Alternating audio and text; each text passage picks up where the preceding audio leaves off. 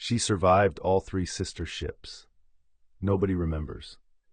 Violet Constance Jessup was born in 1887 in Argentina to Irish immigrant parents, the eldest of 9 children. By age 16, she'd survived tuberculosis that doctors said would kill her. By 21, after her father died and her mother fell ill, she became a stewardess on ocean liners to support her siblings, one of the only jobs available to working-class women that paid decent money. The White Star Line hired her despite initial rejections because she was too pretty and might distract male passengers. She uglied herself up deliberately, wearing plain clothes and no makeup, just to get the job. That decision saved her life 3 times. On September 20th, 1911, Violet was working aboard the RMS Olympic when it collided with the British warship HMS Hawke off the Isle of Wight. The Olympic, the largest ship afloat at the time, suffered massive damage to its starboard side.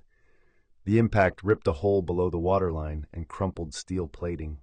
Violet felt the jolt, watched passengers panic, and helped maintain order as the ship limped back to port. Nobody died, but the Olympic needed months of repairs. Violet went right back to work when it reopened. The sea was her livelihood, and fear was a luxury she couldn't afford. 6 months later, on April 14, 1912, Violet transferred to the Olympic's newer, supposedly unsinkable sister ship, RMS Titanic. She was 24 years old, working first-class cabins, serving wealthy Americans and British aristocrats. At 11:40 p.m., the ship struck an iceberg. Violet later described the sound as a grinding, scraping noise.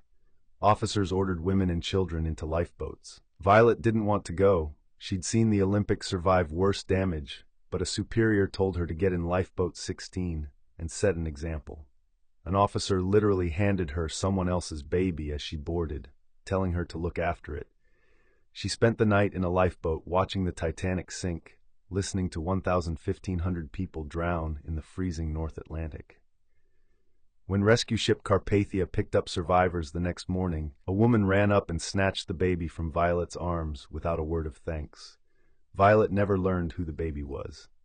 You'd think that would be enough, but Violet needed the money, so she kept working for White Star Line. In 1914, World War I broke out.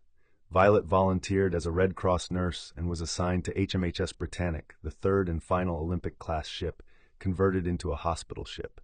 On November 21, 1916, while sailing through the Aegean Sea near the Greek island of Kea, the Britannic struck a mine laid by a German U-boat. The explosion ripped open the ship's hull. Violet was eating breakfast when it happened.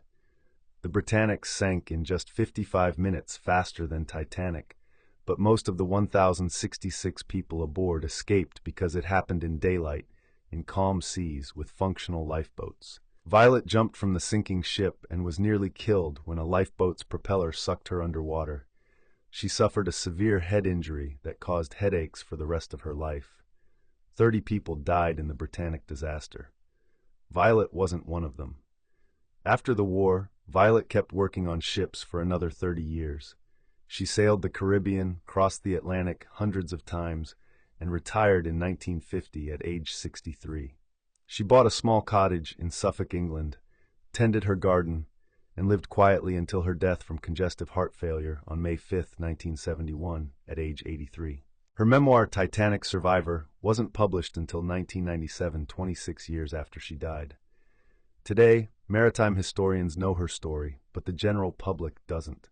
There's no statue, no museum exhibit, no biopic. James Cameron put fictional characters in Titanic, while Violet Jessup, who actually lived through it, remains invisible.